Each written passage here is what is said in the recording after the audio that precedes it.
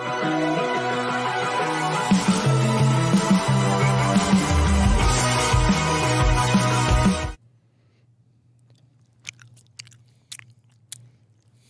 guys know what Chuck Noll's record was his first year in the league? Oh my God. I'm just kidding. This is the Saints Insider Podcast. You got to pull the card out of your pocket. For Friday. Chuck Noll, Vince Lombardi, and Newt Rockne. No. This is the Saints Insider Podcast for Friday, January the 19th. And I'm not going to do this to y'all for the whole show. But we're still having a laugh at Mickey Loomis' expense from his press conference on Wednesday. Rod Walker, Zach Ewing, Luke Johnson, Jeff Duncan. Time to kind of turn the page on all that. And to be fair, maybe we should say it. There was a reason Mickey actually said he was chewing gum. Like, he actually explained himself. He's sick. He had a sick. cough, and he needed to coat his throat and all of that. I don't have that problem, so I'll take the gum out. But A picture of health, Zach Ewing. that's right. Never sick, ever. No. It's I think it's kind of time to turn the page to what the Saints are going to do in this offseason, and that's what we're going to talk about today, guys. Also, a couple of other fun things, some playoff predictions, all of that on today's podcast. So welcome in. Thank you for watching. Subscribe to the Saints on NOLA.com YouTube channel.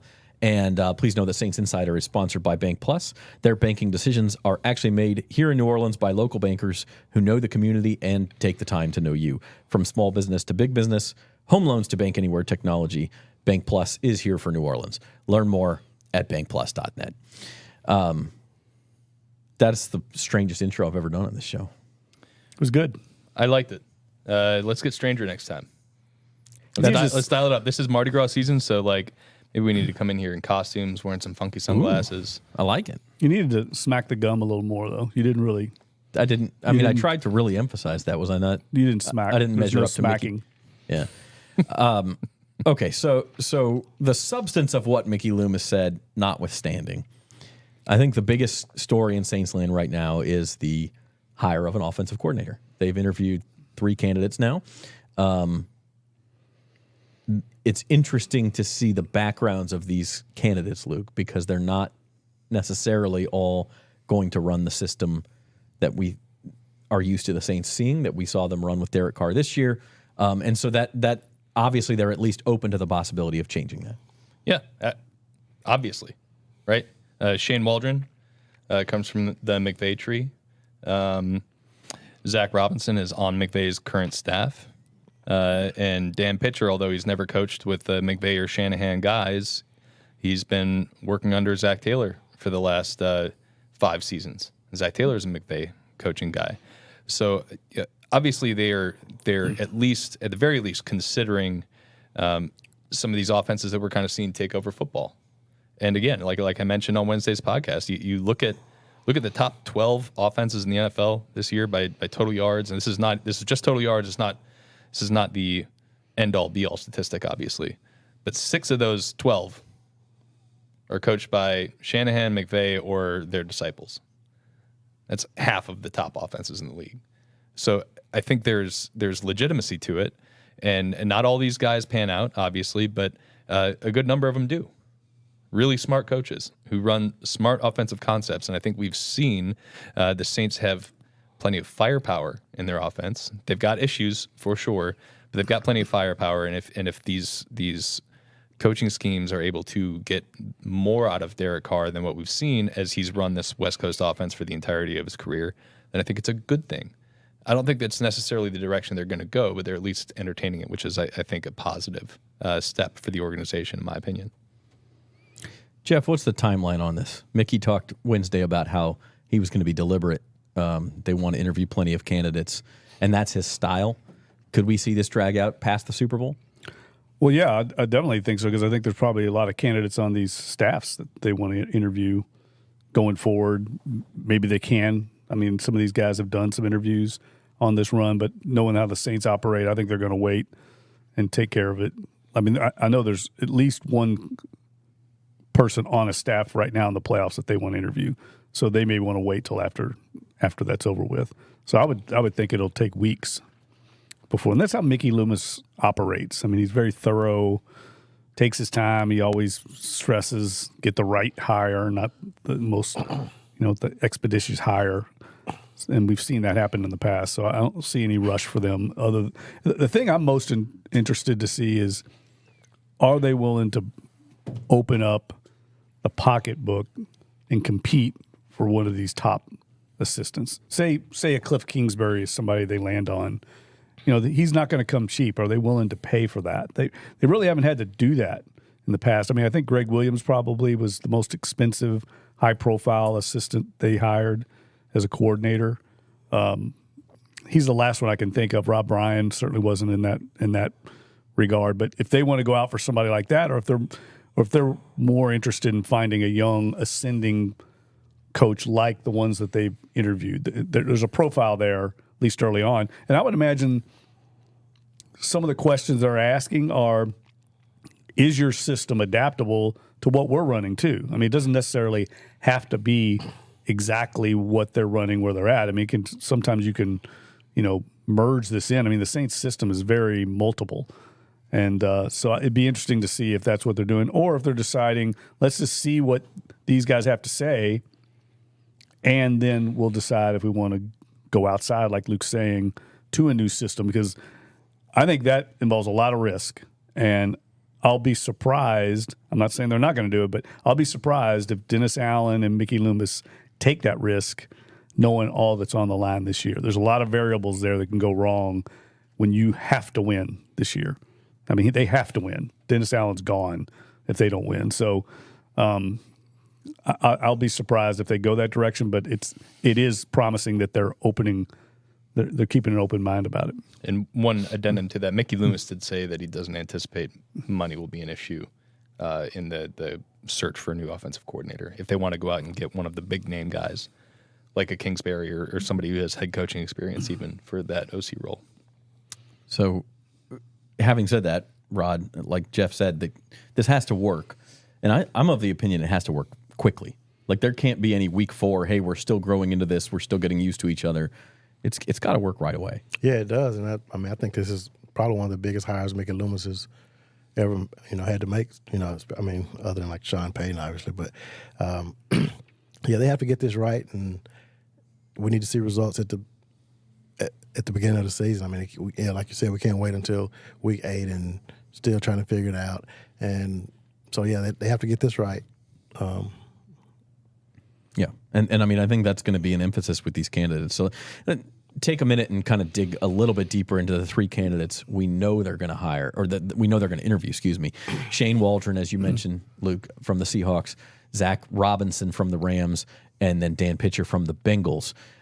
Does any of those guys, for any of y'all, stick out as being, I don't want to say a serious candidate, because I think if you're going to interview, you're a serious candidate, but maybe one of the leading candidates? I don't think there's a leading candidate. I think they're just turning over every stone and see what they can find. I think Ron Curry, a guy on the inside, is a guy they'll look at too. So I don't think anybody's in the front right now.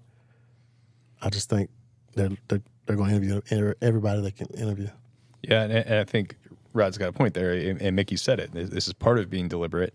It is that they are going to look at the obvious candidates. A guy like Shane Waldron, who's had success in Seattle as an offensive play caller the last couple of years. And they're also going to look at maybe some guys who don't have any play calling experience and some of the non-obvious candidates. Because we've seen that before. I mean, Mike McDaniel went from basically, not ever calling plays, right? He was, I think, a run game coordinator in San Francisco, to being a head coach and play caller, and he's been very successful in 2 years. And I think there's an element to that where you're looking at guys like take Bobby Slowick, for example. Never called plays in San Francisco, and D'Amico Ryans saw him and saw the potential, brought him over to Houston, and he's engineered one of the more impressive offenses in the NFL this year with a rookie quarterback and a lot of unproven skill position players and an offensive line that frankly was in turmoil going into the season. So, I don't think they're just to Rod's point, I don't think they're looking at any of these guys and being like, that's the guy we need. They're going to look at this wide net of candidates and try to find the right guy. How's your mic doing over there? What are you laughing at over there? I just saw you mess with the mic again. It just broke. I'm going to have to hold it now, I think. Once again. Yeah. It's Norm's like mad at me. Oh, There you go. Do not touch it, I just please. needed to get a little bit lower. It was Just just do a not little, touch it I'm again. kind of short. Look, I think you're right. They are going to cast a wide net, and the fan base, fair or not, is like fed up with everything. Duncan, like the gum chewing thing, and like they're just pouncing on anything they can find right now.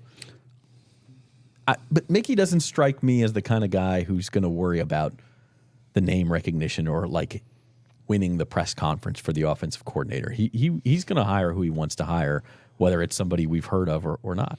Well, I mean, Sean Payton's the best example of that. I mean, the guys he interviewed that year were, I think, Mike Martz and Mike Sherman have been NFL head coaches. John Fox, and he hires Sean Payton, who's really, I mean, people had heard of him, but he was not the same profile, and look how that turned out. So I don't think there's any doubt he's going to try and identify. And look, I think there's also, and I wrote this week in our roundtable, when we had our roundtable discussion, I think it's important to find the right person too, not just the right scheme, but I think this offense needs like the right personality type. That's one thing that I would say was a negative for Pete Carmichael was he was not an alpha leader. I think anybody that's ever talked to Pete knows he doesn't exactly dominate a room. He doesn't carry a room. And I think this offense needs someone like that. I mean, people have talked a lot about Greg Williams when he came in and Sean Payton hired him. Gary Gibbs had been the coordinator. Gary Gibbs is a bright defensive mind. He taught X's and O's as good as anybody, but he didn't have that swagger, that kind of personality that Greg Williams brought here. And in one hire, it changed the entire dynamic of the defense. They went to the Super Bowl, won the Super Bowl. I think something like that needs to be considered in this hire, not just someone that can run a great offense, but I think they need someone, because there's a lot of young skill position players on this team. I think they need someone that can kind of rally the troops. There's been some fracturing, as we've talked about, on the offensive side of the ball, fissures in the locker room. They need someone that has that alpha kind of personality. That a lot of that will come with winning and showing you can do it, but I also think that needs to be considered in this hire because that, in my opinion, is missing on the offensive side of the ball. Well, and I think Jeff made a good point in the roundtable discussion earlier, too, that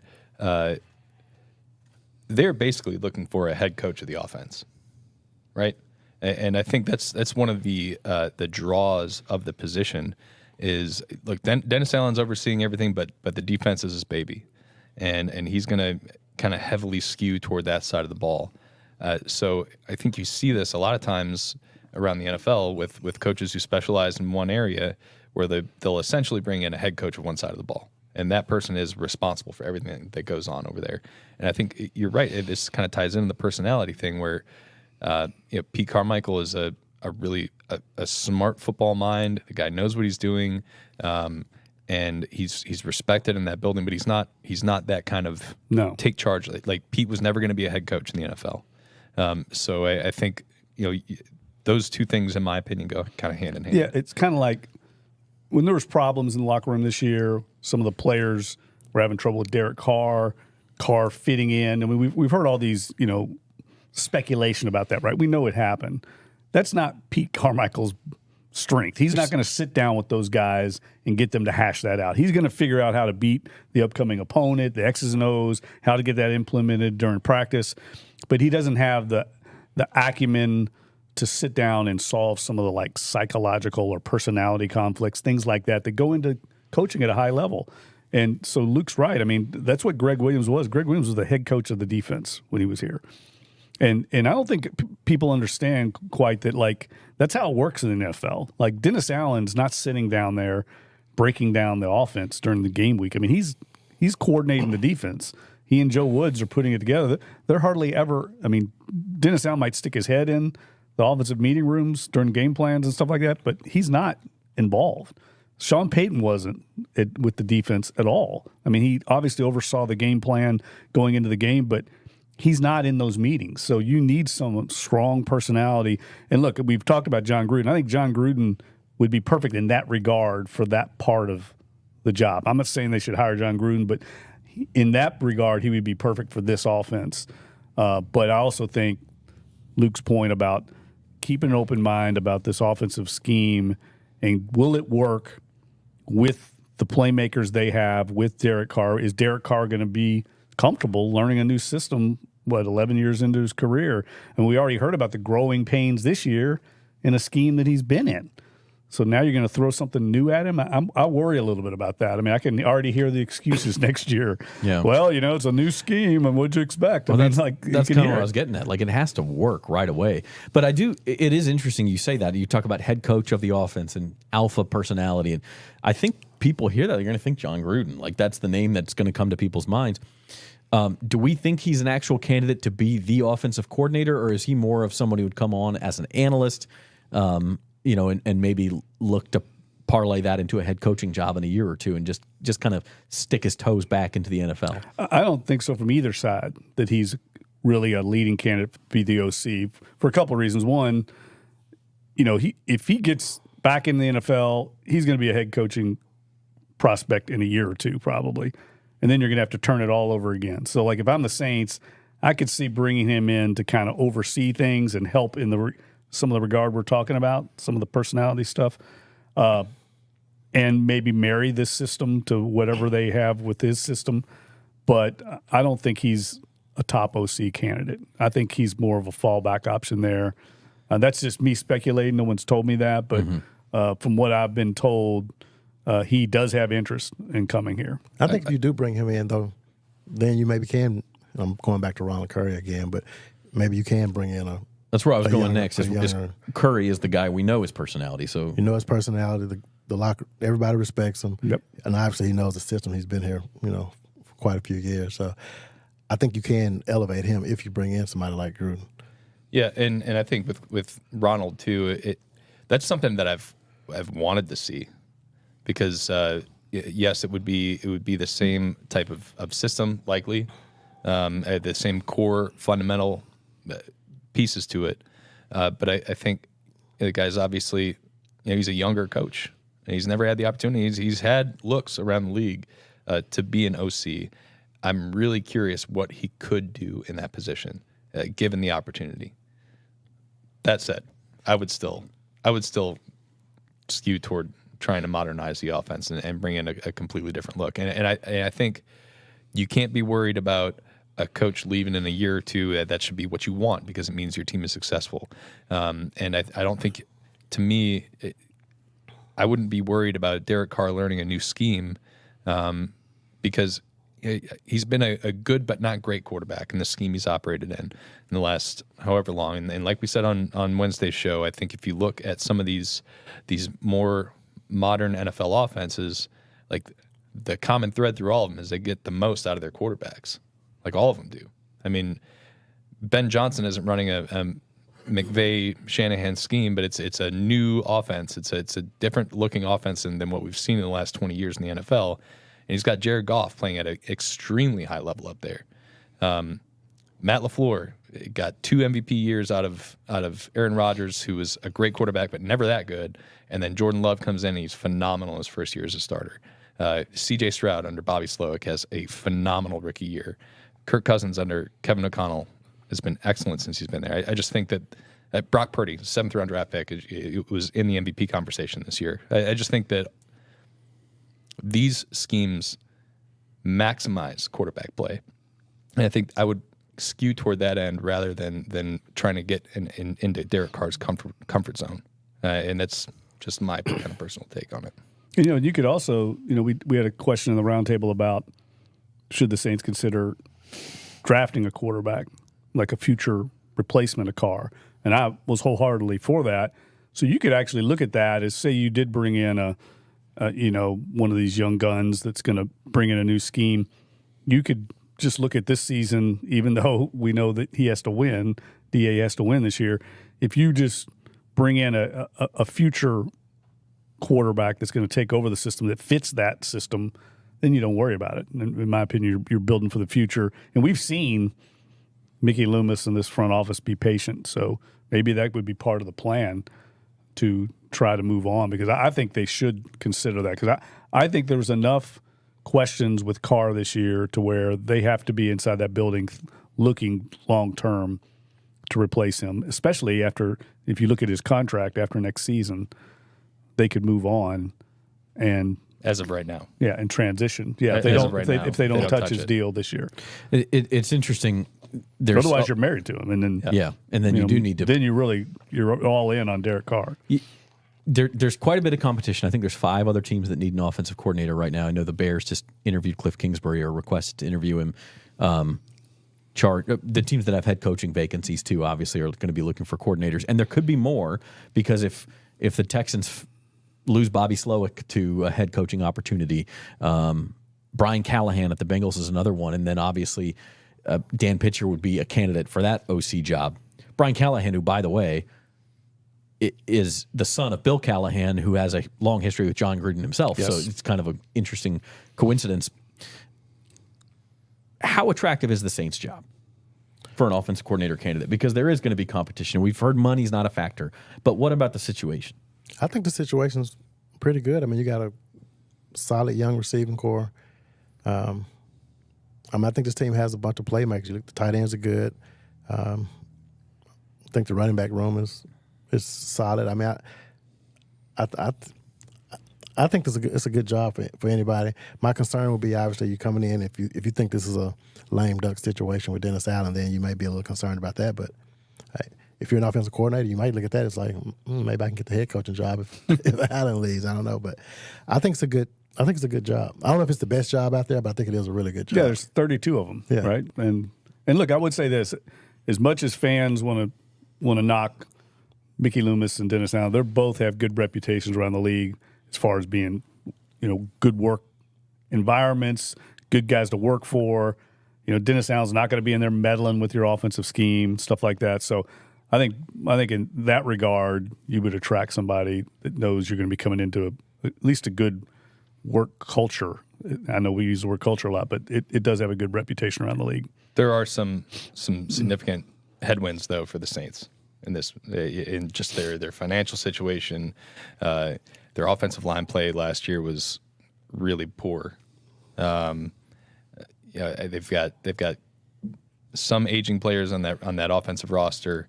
You don't really know exactly what you're getting out of Carr. Is he the guy who showed up in the back half of the season, or is he the guy you had in the first half of the season? I think there are some things that would give me pause if I was an offensive coordinator looking at this job. But I think there's some jobs out there that are worse than this job too. For sure. And there's some For better. sure. I think you're right. The cupboard is not bare. Right. I mean, like you have a lot of really, really fun players to get the ball to. Right. Guys who you could see, you could see Rashid Shaheed stepping into a bigger role because he's got a crazy good skill set. You could see the potential there for Chris Olave to be like a superstar player. There's a lot of really good things about this offense that you could say, yeah, we can make that work and we can make that be really special. But there's also just some drawbacks that you really have to consider if you're taking that job. And I think chief among them, like you said, is you're joining a coaching staff where there's no certainty that coaching staff is going to be back in 2025. Yeah, and Ben Johnson, another one I forgot to mention, could obviously get a head coaching job somewhere, probably will. And then the Lions will need an offensive coordinator, and Ronald Curry could be a candidate there. I mean, like there's all sorts of musical chairs going on. So we will follow it the whole way. As we move forward, we don't expect it to be a super quick process, but we'll follow it. Saints Insider Podcast is sponsored by Bank Plus. Please subscribe to the Saints on NOLA.com YouTube channel. If you're watching on Facebook or X, head over to YouTube and check that out, because we do post some other videos over there from time to time. A lot easier to comment, a lot easier to kind of track when we do post something. So subscribe to that channel, hit the like button, all of that good stuff. We appreciate all of that. I like the comments, by the way. We have great comments. We do have some great comments. We had one was just gum, period. That's that was my the only favorite one. Short, an economy of words. Yeah, it was amazing. So yeah, it's fun to read the comments on these YouTube videos too. And by the way, the roundtable that y'all have mentioned is live on the site. We have part 1 today. We'll have part 2 on Monday, and that's basically kind of like the written form of a podcast where Jeff, Luke, Rod, and also Matthew Paris kind of give their answers to various big picture questions. And yes, Matthew Paris did reference the Commanders in the roundtable. Shocking. It's a thing. It's going to happen. It's going to be a thing for about a year, I think. The Saints are trying to be less like the Commanders and more like that. With Drew's head sticking up at the bottom. Yeah, but that's for something completely different. Let's talk about the Saints getting close to that. 5 years ago tomorrow is the 5-year anniversary of the NOLA no call. Is it? Tomorrow? Tomorrow. Wow. Damn. And today, while we're on sore subjects, is the 6-year anniversary of the Minneapolis Miracle. Wow, you're How do I know this stuff? double whammy on the fans. Like, and the Minneapolis Miracle was probably more like stunning, shocking. But the NOLA no call. Well, the NOLA no call is the one everybody. I mean, because that was the NFC Championship game. They were. I don't know if they would have been favored in the Super Bowl, but I personally think they would have won that Super Bowl They would have over been New England. favored. Yeah. It really was a point in this franchise's history that will A, never be forgotten, and B, sort of set in motion a lot of events that lead us to where we are today in a lot of ways. Well, yeah, I think the impact on legacies, I think about it voting, being a selector on the Hall of Fame committee. Are you? We'll talk about, yeah. Jeff likes. By the way, for the listeners, Jeff is wearing a Pro Football Hall of Fame selector quarter zip here, and he loves to wear this out in public. So he gets random people coming up to him and be like, "You're a selector in the Actually, Hall of Fame?" I've said this before. I would wear this if this was not on there because it fits me perfect. I'm big and just however it fits me. This fits me perfect. Now you're all learning stuff about Jeff Duncan. Right. Today. Fits me perfect. I'm going to keep wearing Big it. fit guy. So, yeah, I might have a weird torso. But point is, Sean Payton, I've had this conversation with Payton about this. You win 2 Super Bowls as a head coach, you're pretty much in the Hall of Fame, first ballot.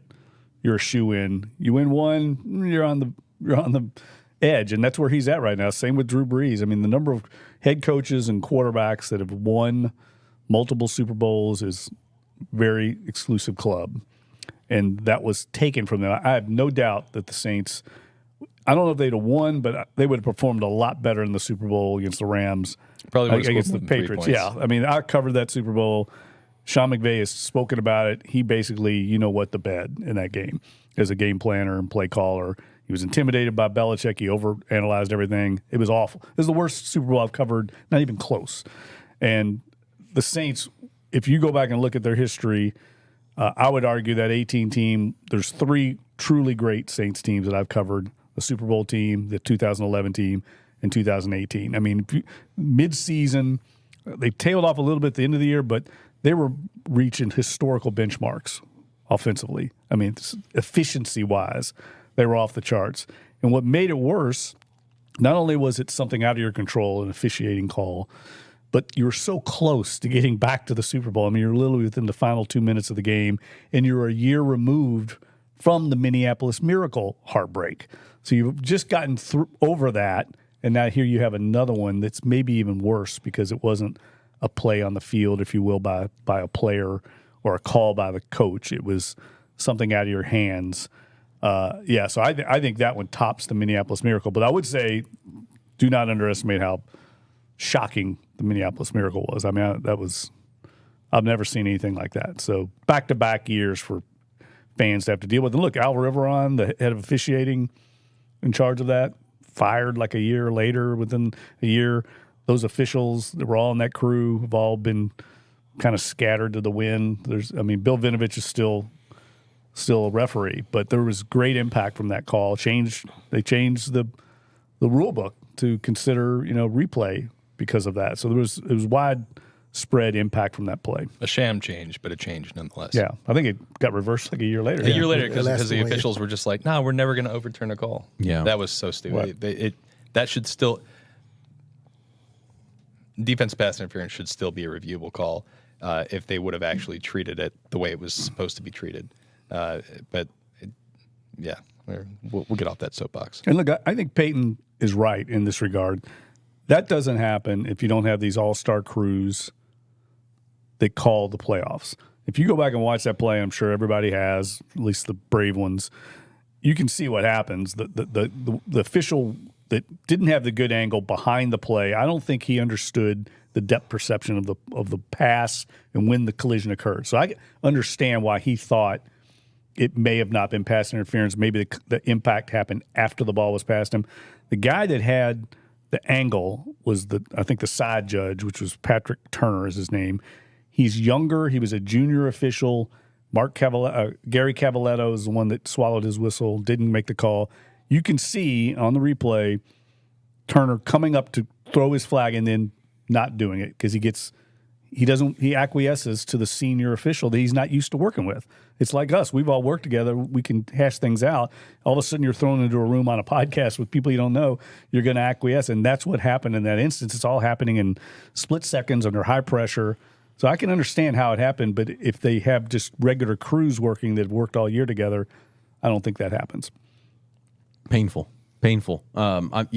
Even as we sit up here and try to be objective and fair about all things Saints, like it's hard not to look at that and just how does something like that happen, and it affects legacies. And we talk about Mickey Loomis is getting older. Is Mickey going to retire? Is he going to call it quit? I think maybe part of it is he feels like he needs to go chase another Super Bowl because of that. Luke, I don't think I know Mickey well enough to psychoanalyze him, but that sort of thing when that happens. If they would have had a second Super Bowl, maybe he would have stepped down already by now. Maybe it's your legacy is secure at that point. To Jeff's point, No, that's a good point. It absolutely changes the future. It's like it's like a Back to the Future moment when they go back and they throw the flag. Like how much is the world different today? Our world, So yeah, maybe things are a whole lot different. Maybe Drew retires after that year. You never know, and maybe Sean Payton's still here. There's a lot of different ways that could have gone if that play would have happened the way it was supposed to instead of the refs eating the whistle. Sean Payton decides to draft a quarterback out of the University of Louisville the next year after Drew retires. And Lamar Jackson. I will say this: if you go back and watch it, that sequence of plays. First of all, that long pass to Ted Ginn. It just kind of came out of nowhere. It's almost miraculous that it was completed. And then the Saints have like 2 minutes left, and I like aggressive play calling. And the first down play, Drew has Mike Thomas on a slant, his bread and butter route, and Drew, for whatever reason, doesn't get great grip on the ball, kind of rushes it and throws it right at his ankles and stops the clock, and it's an incompletion. 99% of the time that's a completion. And, I like being aggressive there, but it's certainly helped the Rams out, gave them more time. So there's just so many crazy things that contributed to them losing that game. Yeah. But they're at home. They did have a 3-point lead with 1:41 left at home, and you're the better team. You're favored in that game. You still have time to close that thing out, and they couldn't do it defensively. You go back and watch that sequence when Goff drove them down for the Zerline tying field goal. They were sending 7 guys after him. They were blitzing. They were going after Goff, which is what you do. And they could not get anybody home, even close to getting home. And he had time to get him into field goal range. So, they get the ball first. They had to get the ball first in overtime. Yeah. Turnover. Brees throws interception. And the rest is literally history. 5 years tomorrow. We'll have a package on this on NOLA.com/Saints. In fact, one piece that's already up, Rod, you got a hold of Tommy Lee Lewis, who was the receiver on the play, who, really, you can't consider Tommy Lee to be at fault here at all. He was clearly, not just interfered with, he had no chance to catch that ball. So I'm going to put the link to Rod's story in the description of this episode. But, Rod, give us a sneak peek as to what Tommy Lee was like. I think this is really the first time publicly he's talked about it since that day. Yeah, it's funny because I tried to reach out to him maybe on the 2-year anniversary of the play. I can't remember, but he didn't really want to talk then. But some time has passed. He's no longer in the league, so it's just kind of easy for him to talk about it now. And it was kind of a tough time for him. He doesn't remember a whole lot about the moments right after the play. I'm trying not to give away too much at the start of some of the stuff he said, but he said this play that they just knew it was going to work because they had practiced that play so much during the week. Sean Payton finally calls it, and we know the rest. But he was really. I'd say this part. He had some threats on Twitter. Obviously, how Twitter can be, and he said that part was kind of tough for him. And ironically, that was the last year of his contract. And one of the things he talked about is kind of the same thing that Jeff was saying, how everything changes because of that, that one play, and how everything would have been different. He talked about how, these guys would have gotten, you win a Super Bowl, guys get paid, you go down in the history books, and people just kind of remember you, forever. And they kind of lost that opportunity. And this was like one of the best years of his life, he said. And then all of a sudden it ends because of this one play. Yeah, pretty tough. Yeah, and then how long did it take until they spoke after? It wasn't like a week. What do you mean? like that Yeah, game 'cause- ended, and normally the process for when the season ends, it's the very next day. You go in and you talk to guys as they're cleaning out their lockers. You talk to the head coach. I can't remember if we talked to the Sean guys the talked- next day, but I thought Sean was like a week later. Because we were at the Super Bowl when Sean talked. I think Right. we were in Atlanta and Sean talked back home. So What was Sean wearing that day? unzip your thing. Yeah, Jeff, you should have worn that today. Man. Just, Yeah, but no, I mean, obviously, that play, Saints fans are never going to get over that. I mean, that's the worst because it wasn't their own. I mean, if Tommy Lee Lewis drops the ball, yeah, that stinks. But you can live with it because it was You either executed or you didn't. Yeah, but when it's an officiating call that's out of your hands, and it could have been overruled by either Bill Vinovich or the other official, and just that whole, I just think that makes it so much more difficult to endure, especially coming a year after losing the way the Saints had lost, and ultimately when we look back on that era. You think about it, 2017 to 2020, the Saints were arguably the best team in the NFL. It's them and the Patriots. They won more games than any other team in that regular season. I mean, they won 13 games 3 years in a row. 49 games in 4 seasons. And they had the Minneapolis Miracle.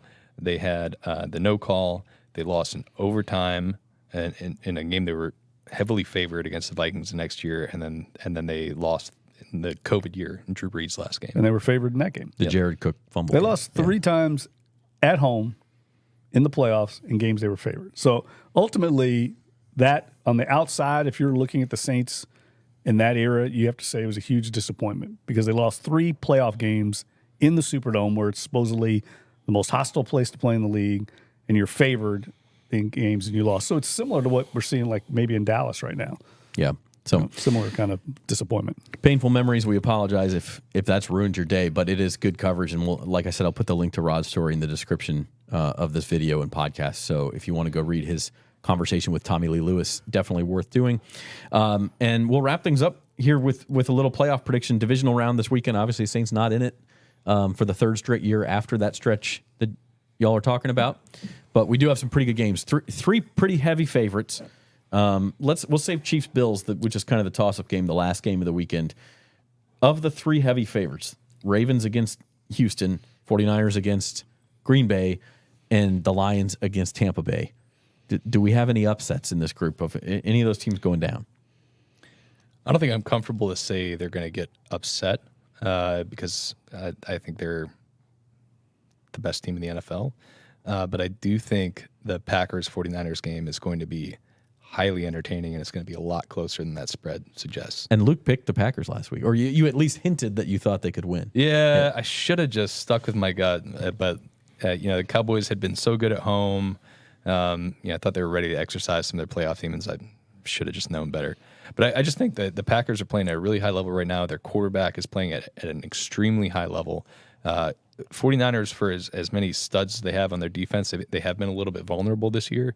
Their first year without D'Amico Ryans, their DC. So I think that could be like a really high-scoring game. I think Agreed. the over-under is like 50. Yeah, I think it's going to be closer to shootout. like 60-65 in that game. And I think it's going to be really entertaining. I still think the 49ers win. I still think they're going to come out of the NFC and represent the NFC in the Super Bowl. But I think that's going to be close, and I think it's going to be a lot of fun. Any Yeah, upset over there? Well, I was just going to no, I don't see. Is Kansas City underdog? We're going to hold. We'll save that one because that one's like a 2-point spread. I mean, I it's think not KC big could win upset. that game, Yeah. but no, I think. Look, I'm a chalk eating weasel here. I think it's going to be Baltimore, San Francisco in the Super Bowl now. Now that the Cowboys have been eliminated. I think you're right, but I got Tampa Bay Buccaneers beating the Lions. Whoa, that's the one game I don't That's the one think is game going to be that close. I think Detroit's going to really handle them. I think that Buccaneers win over. I just don't think the Eagles are very good down the stretch. So I just I think the Lions are going to wax the Bucs. I do too. I think the Lions got away with one against the Rams. So you could look at that 2 ways. They probably should have lost that game. They had one drive go inside the Rams 35 in the last 2.5 quarters of that game. It reminded me of the Saints-Lions game.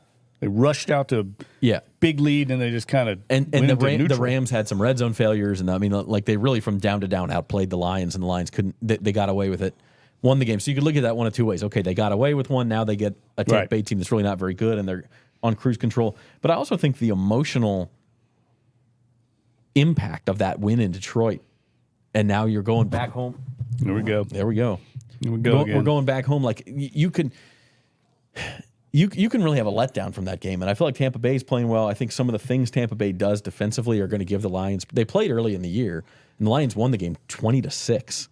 But the Lions did not move the ball very well in that game. I was going back and looking at the box score. I think they could have some issues. So just to be different, I'll pick an upset. Rod, you got any? I don't think Dan Campbell's going to let those guys overlook anybody. I think he'll have them pretty locked in. So Yeah, and they're playing at home. I mean, Yeah. I think indoors they're too. Did you see the decibel level? If the weather bothers the Bucs, then I changed it. They had, I think, the third or fourth highest decibel level in the history of recording of the NFL stadiums, and one of those was a dome game, I think in 2013 in the Superdome. I don't know what game it was. I just saw the year, and the Superdome had 133 decibel, and this one was like 131 or something. I think I do think the Ravens-Texans game is really interesting just because, obviously C.J. Stroud's been one of the stories of the year, and then you look at the Ravens' recent postseason history, especially with Lamar Jackson at quarterback, it's been kind of disappointing. I don't think this Ravens team is like those other ones.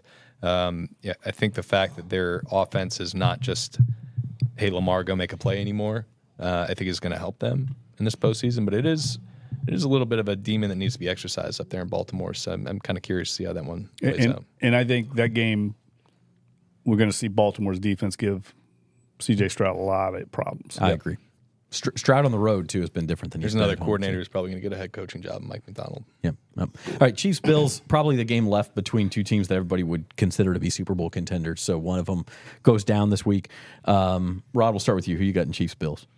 I got the Bills only because I picked the Bills before the season started to make it to the Super Bowl, so I'm going to stick with them. I think Josh Allen is playing really well now. Patrick Mahomes will be on the road for the first time in a playoff game in his career, so they have people like shoveling snow today again, so it's going to be some really Buffalo-like conditions up there. I think this is the Bills' chance to finally get over that hump. Yeah, my initial thought was Chiefs, but the more I think about it, like in a week when everyone coalesces around one pick in a close game like that, it seems like everybody's picking the Chiefs. Starting to think Buffalo may have something for him. And Mahomes did play a Super Bowl against the Bucs in Tampa Bay, so no official road games, but he did play the Super Bowl on the road kind of quasi-road game. Yeah, so and they, by the way, they got beat up in that game. So, Luke, what you got? I feel like such an idiot picking against the Chiefs and Mahomes, considering their track record, but like they've not been the same team this year. They've not been the same offense for sure. So I do like Kansas City's defense. I think they're going to provide Josh Allen and that Bills offense a good test. And I do think there's sometimes something to be said for when a team gets really hot and they're hot over the course of 6-7 weeks, like the Bills have been. Sometimes that steam kind of runs out. And we've seen it happen in the playoffs before. So it's not always about like who's the hot team, but I just think that Kansas City's too flawed this year for me to take them in a big road playoff game, terrible conditions. Josh Allen's like the perfect quarterback to play in those conditions. I feel pretty comfortable in the Bills in this one. I think you teased your pick too, Jeff. Yeah, well, I'm going to take the Chiefs, but I think it's a toss-up game. I do think it's a great game to watch if you like quarterback play, because I think two elite quarterbacks, guys that can run. I think those guys are going to be running around. We saw Josh Allen. What did he run for, like 70-something yards or something? Man, that 50-yard touchdown he had was yeah. awesome. I mean, I think that's going to be big in a game like this. Your quarterback, and that's one thing I would say, not to get sidetracked, but like eventually, I think the Saints have to go and consider that the way the game's going. You have to have a quarterback that can make plays like that, especially in a game on the road in bad conditions where you can use your legs. The Saints just really haven't had that at all. It's honestly like it wasn't a surprise because they definitely wanted to get a proven quarterback in when they went and got Carr last year. But like considering the way mobile quarterbacks have absolutely torched their defense over the last couple of years, it was kind of surprising that they didn't want to consider going that route, right? And flipping the tables on other teams and saying that now you can try to stop our game. Maybe it's because they have Taysom Hill in the building. And there's a guy down in Baton Rouge that might fit that profile. Future Atlanta Falcons quarterback Jaden Daniels. Under Bill Belichick. We need to talk about Belichick down the road too. There's plenty to talk about. And we will be back next week. Luke, you were going to say? No, I think we're just going to have plenty of time to talk about Bill Belichick. We on will this have pod. plenty of time to talk, and we'll talk some coaching moves around the league, preview the conference championships, more Saints offensive coordinator search, and You think and we'll get your mic fixed. Yeah, we'll get your mic fixed. We'll get your by mic then? fixed. We'll talk about Jeff's irregular torso, or what was that? Yeah, got like long arms, short torso. All right. So I have to have things that fit perfectly, and this fits me perfectly. I'm happy for you. Yeah. Yeah. The things you learn about Jeff Duncan on this podcast. You get more than your money's worth, considering it's for free. It's free. Subscribe to the channel, hit the like button, follow our coverage, and if you do want to support us a little more, NOLA.com/Saints, you can get a subscription to all of our coverage and all of the Times-Picayune and Advocates coverage from New Orleans and Baton Rouge. For Norm Bell, our producer, for Rod Walker, Luke Johnson, and Jeff Duncan, I'm Zach Ewing. Thanks for watching the Saints Insider.